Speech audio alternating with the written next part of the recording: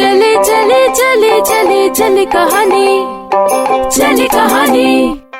Radio city पर आप सुन रहे हैं चली कहानी। आज जो कहानी लेकर आया हूं वो है रविंद्रनाथ टैगोर की लिखी हुई पिंजर। जब मैं पढ़ाई की किताबें खत्म कर चुका था तो मेरे पिताजी मुझे वैद्य की शिक्षा दिलवाना चाहते थे। इस काम के लिए उन्होंने दुनिया के एक अनुभवी गुरु को नियुक्त कर दिया। जो मेरे नए गुरुजी थे वो केवल देशी वैद्य में चतुर नहीं थे बल्कि डॉक्टरों को भी काफी जानते थे और डॉक्टरी से भी उनका पाला पड़ा था। तो उसने मनुष्य के शरीर की बनावट समझाने के लिए मेरे लिए एक मनुष्य का ढांचा उस कमरे में ला रखा था जहां मेरी पढ़ाई होती थी। साधारण व्यक्ति जानते हैं कि मुर्दा, खासकर हड्डियों के पिंजरे से कम उम्र वाले बच्चे जब अकेले होते हैं तो कितना डरते हैं। इसलिए मुझको भी डर लगता था। शुरुआत में तो मैं उस कमरे में अकेला जाता ही नहीं था। अगर कभी मजबूरी में जाना पड़ता तो उस पिंजर की तरफ आंख उठाकर भी नहीं देखता। उस कक्षा में मेरा एक सहपाठी था जो बहुत निडर था। वो कभी उस पिंजर से नहीं डरा। कहता था कि इस पिंजर की सामर्थ्य क्या है, जिससे किसी जिंदा इंसान को हानि पहुंचे। ऐसा ये कुछ नहीं कर सकता। अभी हड्डियां हैं, कुछ दिन बाद मिट्टी हो जाएगा। लेकिन मैं इस विषय में उससे कभी सहमत नहीं हुआ। हमेशा यही कहता कि मैंने माना कि आत्मा इन हड्डियों से अलग हो गई। तब भी जब तक ये यहां है वो वक्त बेवक्त आकर अपने पुराने मकान को देख जाया करती होगी। मेरा ये विचार प्रकट होने में काफी अनोखा और असंभव सा लगता है और कभी किसी ने ये नहीं देखा होगा कि आत्मा फिर अपनी हड्डियों में वापस आई हो। लेकिन ये एक अमर घटना है कि मेरा विचार सत्य था और सत्य निकला। डरिएगा नहीं, कहानी में एक पिंजर की बात भी हो रही है और उस पिंजर में छिपी आत्मा की भी। फिर भी कहानी डरावनी नहीं है। कुछ दिन पहले की घटना है। एक रात को गृहस्थ कारणों की वजह से मुझे उसी कमरे में सोना पड़ा। यह मेरे लिए नई बात नहीं थी, इसलिए नींद नहीं आई और मैं काफी समय तक करवटें बदलता रहा। यहां तक कि पास के गिरजाघर ने 12 बजाए। जो लैंप मेरे कमरे में प्रकाश दे रहा था वो मध्यम होकर धीरे धीरे बुझ गया। घनी अंधेरी रात हो गई। उस वक्त मुझे प्रकाश के संबंध में विचार आया कि एक पल पहले तो यहां था लेकिन अब हमेशा के लिए अंधेरे में बदल गया। जैसे इंसान का जीवन जो कभी दिन और कभी रात के अनंत में जा मिलता है। धीरे धीरे मेरे विचार पिंजर की तरफ मुड़ने लगे। मैंने अपने दिल में सोचा कि भगवान जाने ये हड्डियां अपने जीवन में क्या कुछ नहीं रही होंगी। तभी अचानक मुझे ऐसा लगा जैसे कोई अनोखी चीज मेरे पलंग के चारों ओर अंधेरे में फिर रही है। फिर लंबी सांसों की आवाजें, जैसे कोई दुखी इंसान सांस लेता है ना। मेरे कानों के पास वो आवाजें और पांव की आहट सुनाई दी। पहले तो मैंने सोचा कि मेरा भ्रम है और मुझे बुरे सपनों के कारण काल्पनिक आवाजें आ रही हैं, लेकिन पांव की आहट फिर सुनाई दी। इस पर मैंने अपने भ्रम निवारण के लिए ऊंचे सुर में पूछा, कौन है?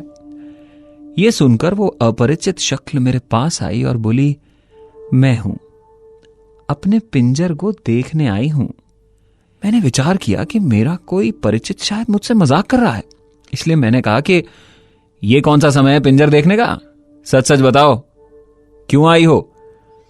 आवाज आई, मुझे असमय समय से क्या लेना देना? मेरी वस्तु है, मैं जब चाहूं इसे देख सकती हूं। क्या तुम नहीं देखते मेरी वो पसलियां जिनमें बरसों मेरा दिल बंद रहा है? मैं पूरे 26 साल इस घोंसले में बंद रही जिसको तुम लोग अब पिंजर कहते हो। अगर मैं अपने पुराने घर को देखने चली भी आई तो इसमें परेशानी क्या है? मैं डर गया और आत्मा को टालने के लिए कहने लगा कि अच्छा तो तुम जाकर अपना पिंजर देख लो, मुझे नींद आती है, मैं सोता हूं। यही मैंने अपने दिल में सोच लिया था। जिस क्षण वो यहां से हटी मैं तुरंत भागकर बाहर चला जाऊंगा। पर वो टलने वाली आसामी नहीं थी। कहने लगी, क्या तुम यहां अकेले सोते हो? अच्छा आओ तो कुछ बातें करें। उसका आग्रह मेरे लिए व्यर्थ की विपत्ति था। मृत्यु की रूपरेखा मेरी आंखों के सामने फिरने लगी, लेकिन विवशता में मैंने कहा, अच्छा तो बैठो और कोई मनोरंजक बात सुनाओ। आवाज आई, लो सुनो। 25 बरस बीते मैं तुम्हारी तरह इंसान थी, इंसानों में बैठा करती, बातचीत करती, पर अब शमशान के शून्य में फिरती रहती हूं। आज मेरी इच्छा है कि मैं फिर एक बार, एक लंबे समय के बाद इंसानों से बात करूं। मैं खुश हूं कि तुम मेरी बातें सुनना चाहते हो। क्यों, तुम मेरी बातें सुनना चाहते हो या नहीं?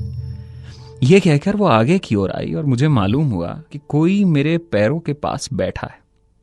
फिर इससे पहले कि मैं अपने शब्द मुंह से निकाल पाता, उसने अपनी कथा सुनाना शुरू कर दिया। वो बोली, महाशय, जब मैं मनुष्य रूप में थी तो केवल एक इंसान से डरती थी। वो इंसान मेरे लिए मृत्यु का देवता था। वो था मेरा पति। जिस तरह से कोई इंसान मछली को कांटा लगाकर पानी से निकाल लेता है, उस इंसान ने मुझको मेरे माता पिता के घर से निकाल लिया था और मुझको वहां जाने नहीं देता था। अच्छा था कि उसका काम जल्दी खत्म हो गया। मेरी शादी के दूसरे महीने ही वो संसार से चल बसा। मैंने लोगों की देखा देखी वैष्णव रीति से क्रियाकर्म किया, लेकिन मेरे दिल में बड़ी प्रसन्नता थी कि कांटा निकल गया। अब मुझको अपने माता पिता से मिलने की आज्ञा मिल जाएगी। मैं अपनी पुरानी सहेलियों से, जिनके साथ बचपन में खेला करती थी, फिर मिलूंगी। लेकिन अभी मुझको मैके जाने की आज्ञा नहीं मिली थी कि मेरे ससुर जी घर आ गए। मेरा चेहरा उन्होंने ध्यान से देखा और कहने लगे, मुझको इसके हाथ और पांव के निशान देखकर लगता है कि यह लड़की डायन है। अपने ससुर के वो शब्द मुझको अब तक याद है, मेरे कानों में गूंज रहे हैं। उसके कुछ दिन बाद मुझे अपने पिता के यहां जाने की आज्ञा मिल गई। पिता के घर जाने पे मुझे जो खुशी हुई वो मैं बयान नहीं कर सकती। उन दिनों अपनी जवानी के दिन फिर मैं वहां बिताने लगी। अनेकों बार मैंने अपने बारे में सुना था कि मैं बहुत सुंदर स्त्री थी, एक सुंदर युवती। तुम कहो, तुम्हारी क्या राय? मैंने कहा, मैंने तुम्हें जीवित देखा ही नहीं तो मैं कैसे राय दूं? जो कुछ तुमने कहा है ठीक ही होगा। वो बोली, मैं कैसे विश्वास दिलाऊं कि इन दो गड्ढों में, पिंजर की तरफ इशारा करते हुए बोली कि इन दो गड्ढों में लज्जाशील दो नेत्र देखने वालों पर बिजलियां गिराते थे। दुख है कि तुम मेरी वास्तविक मुस्कान का अनुमान इन हड्डियों के खुले मुखड़े से नहीं लगा सकते। इन हड्डियों के चारों तरफ जो सौंदर्य था, अब उसका नाम तक नहीं। मेरे जीवन के क्षण में कोई योग्य से योग्य डॉक्टर भी कल्पना नहीं कर सकता था कि मेरी हड्डियां मानव शरीर की रूपरेखा को समझाने में काम आएंगी। मुझे वो दिन याद है जब मैं चला करती थी तो प्रकाश की किरणें मेरे एक एक बाल से निकलकर हर दिशा में चली जाती। मैं घंटों अपनी बाहों को देखती। आह, ये वो बाहें थी, देखो जरा, जिनको भी दिखाई थी अपनी तरफ खींच लिया था। शायद सुभद्रा को भी ऐसी बाहें नसीब नहीं हुई थी। मेरी कोमल और पतली उंगलियां मृणाल को भी जलाती थी। दुख है कि मेरे इस नग्न ढांचे ने तुम्हें मेरे सौंदर्य के बारे में हमेशा झूठ ही कहा है। तुम मुझे यौवन के क्षणों में देखते तो आंखों से नींद उड़ जाती और तुम्हारा ये वैद वाला ज्ञान सारा धरा का धरा रह जाता।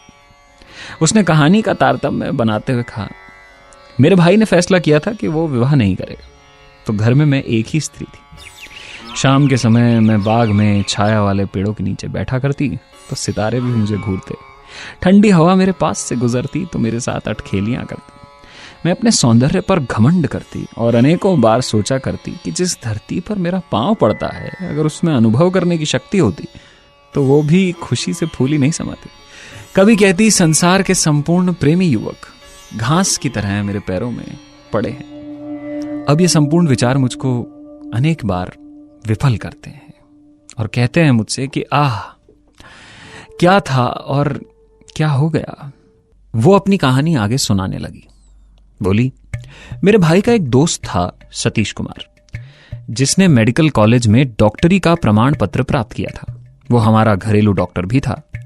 वैसे उसने मुझको नहीं देखा था, पर मैंने उसको एक दिन देख ही लिया और मुझे ये कहने में संकोच नहीं कि उसकी सुंदरता ने मुझ पर एक गहरा असर डाला। मेरा भाई जरा अजीब ढंग का है। संसार की सर्दी गर्मी से वो हमेशा अलग रहा। कभी गृहस्थ के कामों में उसने हस्तक्षेप नहीं किया। वो चुप रहने वाला, एकांत में रहा करता था, जिसका परिणाम ये हुआ कि संसार से अलग होकर वो एकांत प्रिय बन गया और साधु महात्माओं का सा जीवन बिताने लगा। हाँ, तो उस नवयुवक की बात करते हैं, सतीश कुमार। हमारे यहाँ अक्सर आता था। वो एक ही ऐसा नवयुवक था जिसको अपने घर के पुरुषों के अलावा मैंने देखा था। जब मैं बाग में अकेली होती और फूलों से लदे पेड़ के नीचे महारानी की तरह बैठती, तो सतीश कुमार का ध्यान और भी मेरे दिल में चुटकियां लेता। लेकिन तुम किस चिंता में हो? तुम्हारे दिल में क्या बीत रही है? मैंने ठंडी सांस भरी और कहा, मैं ये सोच रहा हूं कि कितना अच्छा होता कि मैं ही सतीश कुमार होता।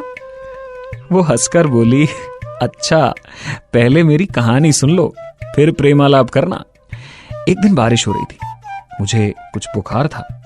उस वक्त डॉक्टर यानी मेरा प्रिय सतीश मुझे देखने आया। ये पहला अवसर था कि हम दोनों एक दूसरे को आमने सामने देख रहे थे, और मुझे देखते ही डॉक्टर मूर्ति की तरह स्थिर हो गया। मेरे भाई की मौजूदगी के कारण उसे अपने होश संभालने पड़े। मेरी तरफ इशारा करके बोला कि मुझे इनकी नब्ज देखनी है। मैंने धीरे से अपना हाथ दुशाले से निकाला। डॉक्टर ने मेरी नब्ज पर हाथ रखा। मैंने कभी नहीं देखा था कि किसी डॉक्टर ने साधारण बुखार के परीक्षण में इतना विचार किया हो। उसके हाथ की उंगलियां कांप रही थी। कठिन परिश्रम के बाद उसने मेरे बुखार को महसूस किया, लेकिन वो मेरा बुखार देखते देखते खुद ही बीमार हो गया था। क्यों, तुम मानते हो इस बात को या नहीं? मैंने डरते डरते कहा कि हाँ हाँ, बिल्कुल मानता हूं। इंसानों की अवस्था में परिवर्तन उत्पन्न होना इतना कठिन नहीं है। हृदय तो कभी भी परिवर्तित हो जाता है। वो बोली, कुछ दिनों परीक्षण करने से ज्ञात हुआ कि मेरे हृदय में डॉक्टर के अलावा और किसी नवयुवक का विचार तक नहीं। फिर मेरा कार्यक्रम था कि संध्या समय बसंती रंग की साड़ी पहनकर, बालों में कंघी, फूलों का हार गले में डालकर, आईना हाथ में लिए बाग में चले जाती और घंटों तक देखती। तुम ही बताओ, क्या आईना देखना बुरा है? मैंने घबराकर कहा, नहीं तो। उसने कहानी का सिलसिला जारी रखा। आईना देखकर मैं ऐसा अनुभव करती जैसे मेरे दो रूप हो गए, यानी कि मैं खुद ही सतीश कुमार बन जाती और खुद की अपनी परछाई को प्रेमिका समझकर तन मन उस पर न्यौछावर करती रहती। ये मेरा बहुत ही प्रिय मनोरंजन था और मैंने घंटों यही किया। अनेकों बार ऐसा हुआ कि मध्याह्न को पलंग पर बिस्तर पर मैं लेटी और मेरी जरा आंख झपकी तो सपने में देखा कि सतीश कुमार आया और मेरे हाथ को चूम कर चला गया। बस, मैं अपनी कहानी यहीं खत्म कर देती हूं। तुम्हें नींद आ रही होगी ना? मेरी उत्सुकता बढ़ चुकी थी, इसलिए मैंने नम्र से स्वर में कहा, नहीं नहीं, तुम कहे जाओ, मेरी जिज्ञासा बढ़ती जा रही है। थोड़े दिनों में ही सतीश कुमार का कारोबार बहुत बढ़ गया और उसने हमारे मकान के नीचे अपनी डिस्पेंसरी खोल ली। जब उसे रोगियों से छुट्टी मिलती तो मैं उसके पास जा बैठती और हंसी ठट्टों में अलग अलग दवाइयों के नाम पूछती। इसी तरह मुझे कई ऐसी दवाइयों के बारे में पता चला जो जहरीली थी। सतीश कुमार से जो कुछ भी मैं मालूम करती वो बड़े प्यार और नम्रता से बताया करते। इस तरह एक लंबा समय बीत गया और मैंने महसूस किया कि डॉक्टर होशो हवास खोए खोए से रहता है। जब कभी मैं उसके सामने जाती हूं तो उसके मुख पर एक दुख छा जाता है। पर अचानक ऐसा क्या हुआ, क्यों, इसका कोई कारण नहीं पता चला। एक दिन डॉक्टर ने मेरे भाई से गाड़ी मांगी। मैं पास बैठी थी। मैंने भाई से पूछा, डॉक्टर रात में इस समय कहां जाएगा? मेरे भाई ने जवाब दिया, तबाह होने के लिए। मैंने पूछा कि साफ साफ बताओ ना। तो भाई ने कहा कि विवाह करने जा रहा है। यह सुनकर मुझ पर एक मूर्छा सी छा गई, लेकिन मैंने अपने आप को संभाला और भाई से फिर पूछा कि क्या सचमुच वो विवाह करने जा रहा है या तुम मजाक करते हो? उसने उत्तर दिया, सत्य है, आज डॉक्टर दुल्हन लाने वाला है। मैं बता नहीं सकती कि यह बात मुझे कितनी चुभी। मैंने अपने हृदय से बार बार पूछा कि डॉक्टर ने मुझसे यह बात क्यों छुपाई? क्या मैं उसको रोकती कि शादी मत करो? इन पुरुषों की बात का कोई विश्वास ही नहीं। मध्याह्न डॉक्टर रोगियों को देखकर डिस्पेंसरी में आया और मैंने पूछा, डॉक्टर साहब, क्या यह सच है कि आज आपकी शादी है? यह कहकर मैं बहुत हंसी और डॉक्टर ये देखकर कि मैं इस बात को हंसी में उड़ा रही हूं, न केवल शर्म से पानी पानी हुआ जाता था, पर साथ ही उसको चिंता भी हो रही थी। फिर मैंने अचानक पूछा, डॉक्टर साहब, जब आपका विवाह हो जाएगा तो क्या आप फिर भी लोगों की नब्ज देखा करेंगे? आप तो डॉक्टर हैं और बाकी डॉक्टरों की अपेक्षा ज्यादा प्रसिद्ध भी हैं। लोग जानते हैं कि आप शरीर के संपूर्ण अंगों की दशा भी जान लेते हैं, लेकिन कितना दुख की बात है कि आप डॉक्टर होकर भी किसी के दिल के दर्द का पता नहीं लगा सके, नहीं जान सके कि वो किस दशा में है। शायद हृदय यानी दिल भी शरीर का ही भाग है। मेरे शब्द डॉक्टर के हृदय में तीर की भांति लगे, पर वो मौन रहा। पिंजर एक प्रेम कहानी है, उस पिंजर में बसने वाली उस लड़की की जो अब दुनिया में तो नहीं है, पर अपने प्यार की कहानी सुनाने के लिए शायद लौट आई है। उस दिन सतीश कुमार की शादी थी। लगन का मुहूर्त बहुत रात गए निश्चित हुआ था और बारात देर से जानी थी, इसलिए डॉक्टर और मेरा भाई रोज की तरह शराब पीने बैठ गए। इस मनोविनोद में उनको बहुत देर हो गई थी, 11 बजने को थे। मैं उनके पास गई और कहा, डॉक्टर साहब 11 बजने वाले हैं, आपको विवाह के लिए तैयार होना चाहिए। वो किसी सीमा तक चेतन हो गया था। बोला, हाँ अभी जाता हूं। फिर वो मेरे भाई के साथ बातों में तल्लीन हो गया। मैंने अवसर पाकर जहर की पुड़िया, जो मैंने दोपहर को डॉक्टर की अनुपस्थिति में उसकी अलमारी से निकाली थी, शराब के ग्लास में जो डॉक्टर के सामने रखा था, डाल दी। कुछ पल के बाद डॉक्टर ने अपना ग्लास खाली किया और दूल्हा बनने के लिए चला गया। मेरा भाई भी उसके साथ चला गया। मैं अपने 2 मंजिले कमरे में गई और अपना नया बनारसी दुपट्टा ओढ़ा, मांग में सिंदूर भरा, पूरी सुहागन बनकर उस बाग में जा बैठी जहां हर शाम मैं बैठा करती थी। उस समय चांदनी छिटकी हुई थी, हवा में कुछ सिहरन हो रही थी। चमेली की सुगंध ने पूरे बाग को महका रखा था। मैंने पुड़िया की शेष दवा निकाली और अपने मुंह में डालकर एक चुल्लू पानी पी लिया।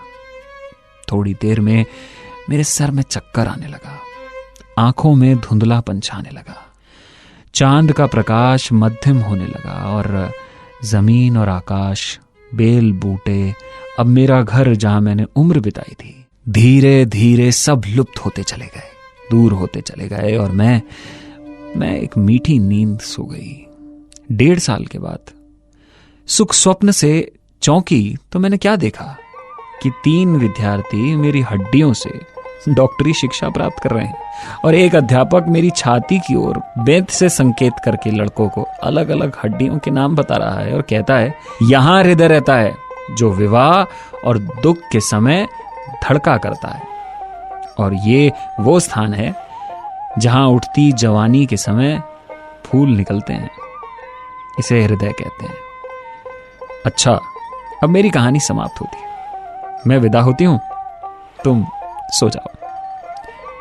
प्यार की कहानी थी जनाब, और प्यार हर रंग का होता है, कभी कभी गुस्से और बदले के रंग का भी होता है।